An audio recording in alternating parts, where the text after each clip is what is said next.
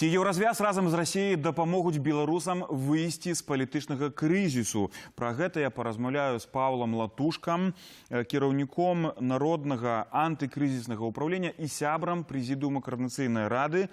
Менавіта ён запрапанаваў стварэнне місіі з прадстаўнікоў еўрапейскага звязу ды Расіі менавіта для вырашэння крызісу ў Беларусі.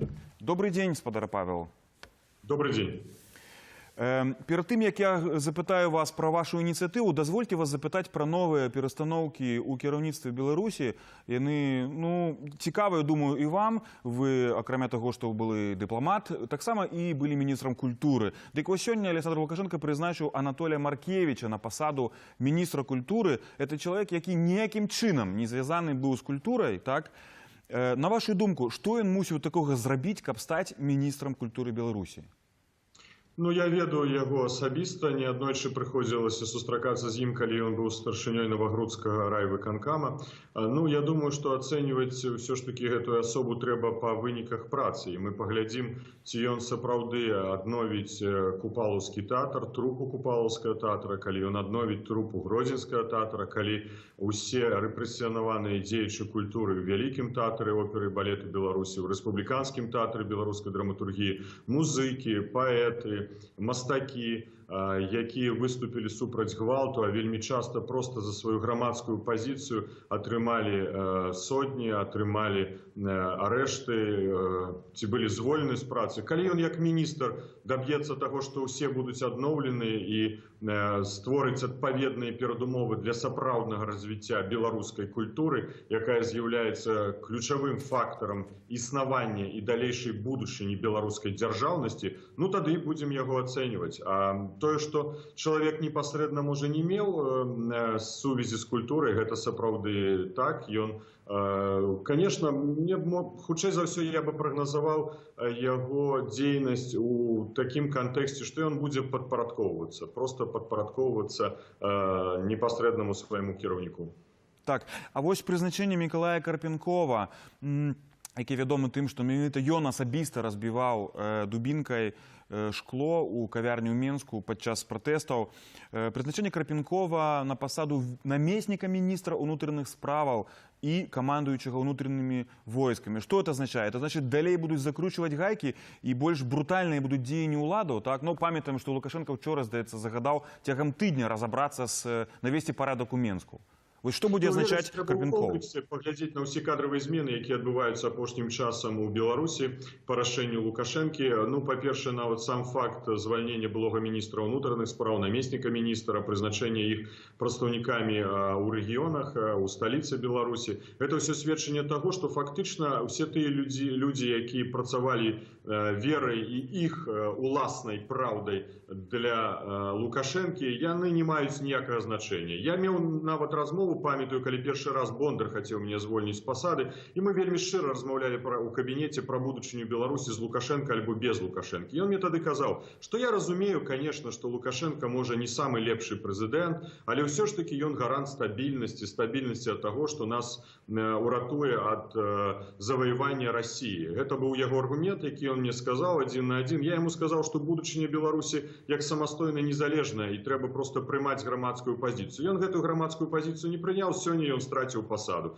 Таксама страцілі пасаду і Раўкоў, і Сінько, і іншыя, якія атрымалі ганаровыя пачэсныя пасады амбасадараў у тых краінах, якія яшчэ гатовы прымаць беларускіх амбасадараў. Але фактычна гэта Лукашенко зноў паказвае. Для яго няма людзей, ад якіх ён не пазбавіцца ў тую хвіліну, якую яму будзе патрэбна. Усе тыя, якія сёння служаць Лукашенку, ён іх проста прадасць. Ні за што. Ці яны атрымаюць пачэсныя пасады, але пасаду амбасадара ўжо практычна не засталося, бо іншыя краіны, конечно, іх прымаць не будуць. Так што яны ўсе пойдуць на вуліцу і будуць шукаць працу, а хутчэй за ўсё хавацца дзесьці ў іншых краінах, у Расіі, каб вытрымаць і пражыць. Усе гэтыя людзі павінны гэта зразумець. Прызначэнне Карпенкова, гэта, я думаю, узмацненне сілавого блоку. Мы ведаем з нашых неафіцыйных крыніц, што менавіта Карпенков паводзіў сябе так жорстка пры разгоне мірных мірных маніфестацый, бо ён хацеў мець гэтую пасаду. Ён нават марыў стаць міністрам унутраных спраў. Ён павінен быў пайсці ў адстаўку па выслузе гадоў, бо яму ўжо прыйшоў час, але ён хацеў вельмі стаць генералам. Я думаю, што гэта якраз бы кірунак ён набраў. І вось таму ён так жорстка збіваў людзей, бо просто хацеў гэтую зорачку. Ну, ці ён паспее зорачку атрымаць? Думаю, не. Гэта сведчанне таго, што пачынаюцца ціскі і з боку заходніх і ўсходніх партнёраў на Лукашенко. Ён хоча паказаць, што аддаючы Карпенкову вельмі асобе такой, ну, негатыўна ўспрымаемай беларускім грамадствам, але які будзе яму служыць да апошняга дня, прызначэнне яго кіраўніком, камандуючым унутранымі войскамі, ён паказвае, што Лукашенко будзе абараняцца, бо ўнутраныя войскі маюць і тэхніку, яны маюць бронетранспарцёры, яны маюць зброю. Фактычна ён паказвае, што ён гатовы весці абарону, як ён сказаў, да апошняй хвіліны, і нават калі пойдзе ў іншы свет, то і там будзе весці барацьбу за ўладу. Ён паказвае, што ён узмацняе свае пазіцыі перад замежнымі гульцамі, перад тымі, хто спрабуе на яго аказаць уплыў. Але гэта таксама яго ўжо не ўратуе. Павел Павлович, галоўная тэма, чаму я запрапанаваў вам паразмаўляць, гэта ваша ініцыятыва, цэлы пакет розных прапановаў, так, для замежных партнёраў па тым, як паўздзейнічаць на рэжым Лукашэнкі і паспрабаваць давесці да дыялогу яго з беларускім грамадствам. Вы запрапанавалі, як кіраўнік Народнага антыкрызіснага ўпраўлення, пашырыць спіс персанальных санкцыяў, дадаць асобы туды ў гэты спіс, якія фінансуюць рэжым, то бок практычна гэта эканамічныя санкцыі, эмбарга на экспарт і імпарт зброі, то бок не толькі продаж зброі Беларусі, але і закупкі зброі беларускай замежнымі партнёрамі і ўстрымаць любую фінансавую дапамогу заходнюю, у тым ліку крэдытавання. І тут вось цікавы момант, гэта прапанова стварыць місію, высокую місію з прадстаўнікоў Еўразвязу і Расіі па вырашэнні крызісу ў Беларусі. Ну, з Еўразвязам зразумела, Еўразвяз можа зацікавіцца такой прапановай. Але што з Расіяй? Як вы думаеце, от навошта гэта можа быць патрэбна Уладзіміру Пуціну і Крэмлю? Ну, я хочу сказаць, што над гэтай прапановай працавала каманда дыпламатаў. Гэта ў нашым антыкрызісным кіраванні ўжо ёсць і супрацоўнічае з намі як мінімум 7 прафесійных дыпламатаў.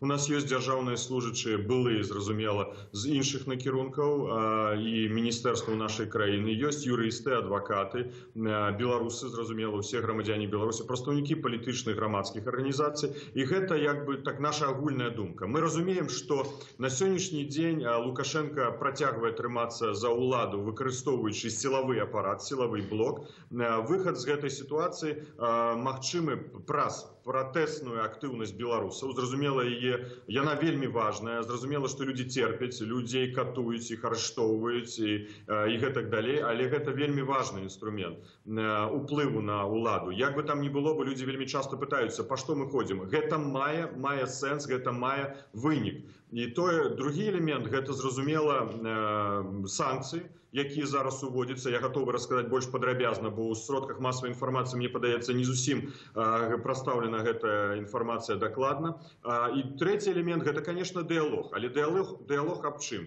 І з кім? І пры дапамозе каго? Так вось дапамогай такой можа быць міжнародная місія высокага ўзроўню. Я кажу гэта з сваёй дыпламатычнай практыкі. Гэта адпавядае адпаведнаму рашэнню Еўрапарламента напрыканцы кастрычніка, якой прыняў рашэнне аб неабходнасці стварэння такой місіі. З іншага боку, мы здаем сабе справу, што без удзелу Расіі, на якую прыходзіцца ў нас 50% ўсяго гандлёвага абароту Беларусі, вырашыць гэтую праблему даволі цяжка, улічваючы таксама і ўплывы Расіі на внутрыпалітычную сітуацыю ў нашай краіне. Таму тут менавіта, калі мы атрымаем згоду двух бакоў, двух вельмі важных партнёраў для нас, Еўрапейскага Саюза і Расійскай Федэрацыі, прыняць сумесны ўдзел у вырашэнні крызіснай сітуацыі, якой з'яўляецца менавіта сам Лукашенко, то выніковасць гэтага падыхода можа быць максімальнай. То есть мы прыйдзем до таго, што Лукашенко адыдзе з улады. Калі хтосьці з гэтых гульцоў ці з партнёраў хоча адыграць сваю ўласную ролю, ну тады ён, конечно, памяншае свае шансы, але ўсё ж такі гэта таксама элемент, які дапамагае вырашыць гэтую сітуацыю.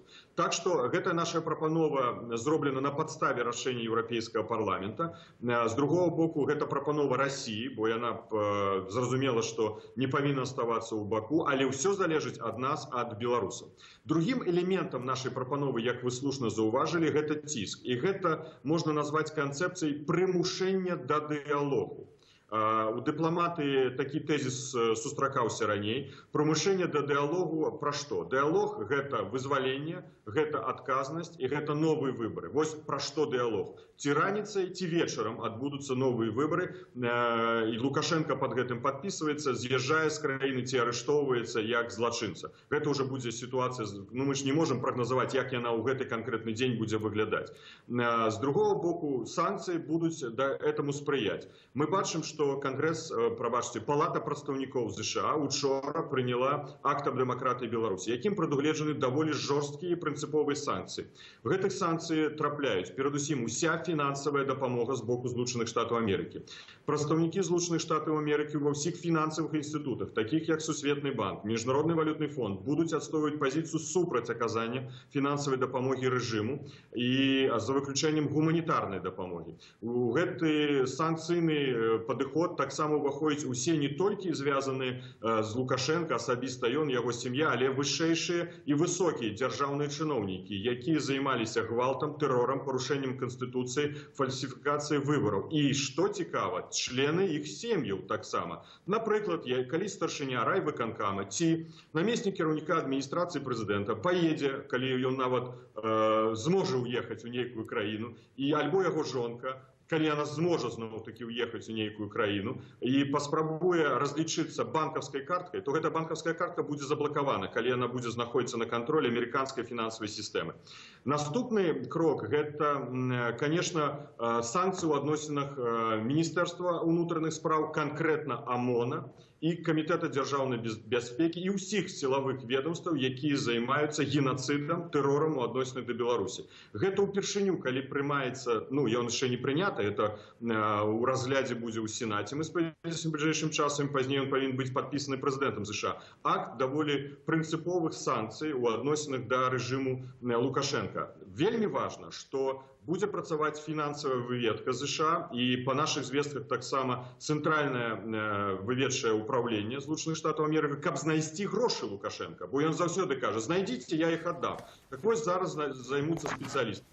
І другой элемент – это еўрапейскія санкцыі. Еўрапейскія санкцыі таксама пашыраюцца праз спісак і праз эканамічныя кропкавыя санкцыі ў адносінах да канкрэтных прадпрыемстваў. Дарэчы, амерыканскія таксама буду мець. Людзі павінны зразумець, што вінаваты ў гэтым усім Лукашенко, які забівае, дае каманду на забіццё людзей, дае каманду на гвалт у адносінах да людзей. І гэтыя санкцыі будуць мэтанакіраваны на тых асобаў, якія адказныя за гэта. Павел Павлович, вось Вашингтон сапраўды займае даволі цвёрдую пазіцыю, і то яшчэ падчас адміністрацыі Дональда Трампа.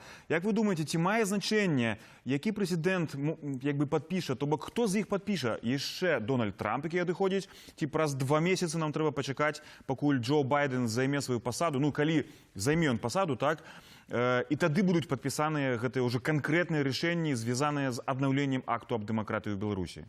Ну, гэта тэхнічнае, хутчэй, пытанне, а не палітычнае. Бо калі учора разглядаўся законапраект у Палаце прадстаўнікоў, за яго аднагалосна прагаласавалі і прадстаўлялі законапраект як прадстаўнікі дэмакратычнай, так і рэспубліканскай партыі. Так што гэта была аднагалоснае агульнапартыйнае рашэнне. Мы спадзяемся, што такое рашэнне будзе ў Сенаце. І гэта падкрэслівае, што і сённяшняя адміністрацыя прэзідэнта, якая завяршае сваю місію, і дзяржаўны секретар США по наших звестках Помпео таксама выступает за санкцыйны падыход у адносінах да рэжыму Лукашенко. Так што спадзяванне на тое, што пры гэтай адміністрацыі будзе штосьці інакш, ці калі яна захавае свой наступны тэрмін, будзе выконваць свае функцыі, гэтага не будзе. Гэта марнае спадзяванне, бо на гэта ёсць на сённяшні дзень, як мы бачым, агульнапартыйная згода ў Злучаных Штатах Амерыкі. Што тычыцца еўрапейскіх санкцый, да, мы, конечно, не маем абсалютнага задавальнення ад таго, як яны ўводзяцца.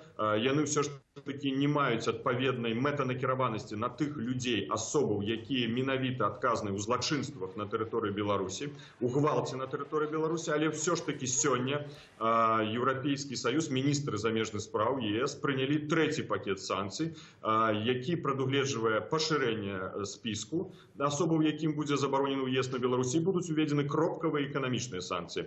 І важна, што гэта трэці этап, але не апошні. Праца будзе працягвацца. Павінен рэжым зразумець, што на сённяшні дзень кола звужаецца. І гэтае кола звужаецца ў тым ліку і з боку расійскіх партнёраў. Таму і антыкрызіснае кіраванне прапанавала як мага хутчэй прыступіць да гэтага дыялогу, каб пры дапамозе медыятараў вырашыць гэтую сітуацыю крызісную Беларусі, каб Лукашенко зышоў з пасады і Беларусь пашла шляхам незалежнай, дэмакратычнай, суверэннай краіны будаваць дэмакратычнае грамадства. Павел Павлович, у нас уже як бы скончыўся час, але калі у вас яшчэ ёсць пару хвілінаў, літаральна, я бы для нашых гледачоў на Ютубе яшчэ задаў адно-два пытанні, з вашага дазволу. Я хочу запытаць вось пра што. Ці гэта азначае, што беларусам трэба пратрымацца да моманту, калі будуць уведзены даволі цвёрдыя, канкрэтныя санкцыі фінансавыя і абмежаванні крэдытаў і фінансавання рэжыму. І тады яны адчуюць, насамрэч, ужо перастануць смяяцца над персанальнымі санкцыямі, а адчуюць на бюджэце папросту, так, наступствы сваіх дзеянняў. Ну, конечно, я сказал, что вырашэнне лёсу Беларусі, нашай будучыні ў руках беларусаў. І тое, што беларусы показалі, што яны змагары, што людзі, якія не гатовы адмаўляцца ад сваіх прынцыпаў, гэта яскрава падкрэслівалі тыя акцыі, якія адбыліся і праходзяць гэтыя месяцы ў Беларусі. Вельмі важна, каб гэта працягвалася, бо гэта мае вельмі вялікі ўплыў на нелегітымную ўладу ў нашай краіне. Гэта мае ўплыў і на нашых партнёраў, безумоўна. Гэта важнейшы, гэта галоўны фактор. Як бы цяжка не было, як сапраўды гэта не выглядала жудасна, на жаль, гэта ёсць такая сітуацыя. Другі момант, конечно, мы павінны зразумець, што зараз адкрылася акно магчымасцяў. Дарэчы, вось адзін з вядомых і адзін з самых уплывовых палітыкаў Заходняй Еўропы сказаў, што вырашэнне лёсу ў Беларусі ў руках беларусаў. І, дарэчы, мне падаецца, што і ў Маскве да гэтага прыходзіць все больш і больш палітыкаў, што беларусы вырашаюць свой лёс. І менавіта беларусы вырашылі свой лёс і не галасавалі за Лукашенко на гэтых выбарах, што яны гатовы падтрымаць іншых кандыдатаў. І Расія таксама ўключаецца ў гэты працэс.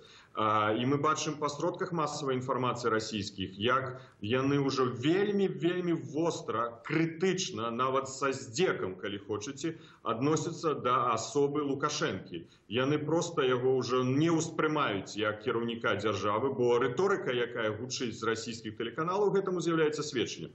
Так вось, гэта акно магчымасцяў, якое мы разумеем, як вось антыкрызіснае кіраванне, як каардынацыйны савет, і мы прапаноўваем менавіта тым, ад каго можа таксама часткова залежыць, апрача беларускага народу, залежыць вырашэнне гэтай сітуацыі, скарыстаць з гэтага акна магчымасцяў. Санкцыі яшчэ не будуць уведзены на працягу месяца-двух.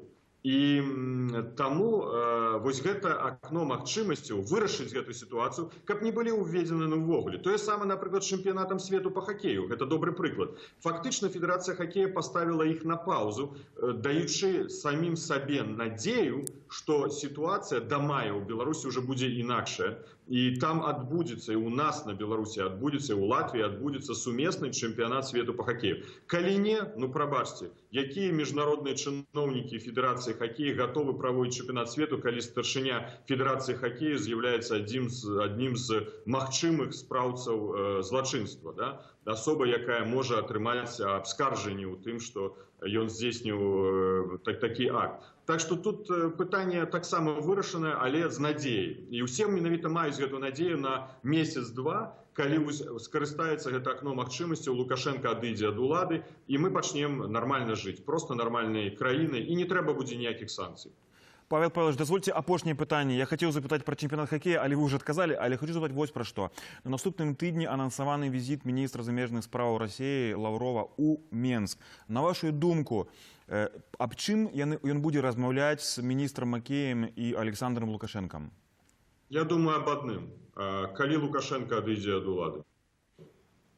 І Дякую за- умови, так. які ён не виконав, бо фактично умови, гэта сведчыць уже розныя крыніцы былі ясныя і дакладныя. Лукашенко павінен правесці рэформу Конституцыі і правесці выборы, адысці ад улады.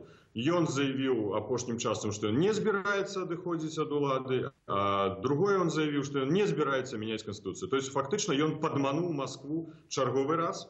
Ён узяў грошы, не вярнуў гэтыя грошы за газ. Зноў жа такі, Расія ўжо адкрыта кажа па розных крыніцах, што яны не гатовы далей яго фінансаваць. Калі ўваходзяць санкцыі Еўрапейскага Саюза, ЗША, калі ўваходзяць санкцыі, так скажем, ускосныя, умоўныя санкцыі з боку ўсходняга партнёра, які не будзе фінансаваць яго, а без гэтай падтрымкі Лукашенко не захавае ўладу, яму застаецца толькі адно – зайсці ад улады. І вось, я думаю, размова будзе аб тым, як у двукосці прыгожа яму адысці. Бо калі гэта не атрымаецца, ну, значыцца, будзе іншы варыянт. Таму я прасіў бы ўсіх не звяртаць на рыторыку, якая будзе пададзена публічна, бо не публічна будуць зусім іншыя размовы. Я не здзіўлюся, калі пасля ад'езду Лаврова мы побачым канкрэтныя рухі, у тым ліку і па вызваленню палітвязняў, якія знаходзяцца у нашай краіне. Я гэтаму не буду здзіўлены, і гэта могуць быць крокі. Хаця Лукашенко, я кажу, спрабуе забяспечыць сябе, прызначаючы Карпянкова кіраўніком, камандуючым унутранымі войскамі, праводзячы обшукі у доме Бабарыкі, напрыклад, да? Ён як бы збірае на яго кампрамат, каб таксама яшчэ раз даказаць расіянам, што яго нельга звальняць. Ну, а іншых палітычных ён увогуле як бы не хоча пра гэта і дыскутаваць. Так што я думаю, што зараз такі вельмі важны момант для вырашэння нашай сітуацыі. Таму нам трэба ўсім беларусам сабрацца і верыць у тое, што гэтая перамога вельмі блізка. Павел Павлович, так, пробачте. Павел Павлович, дякую за ваше інтерв'ю. Дякую вам.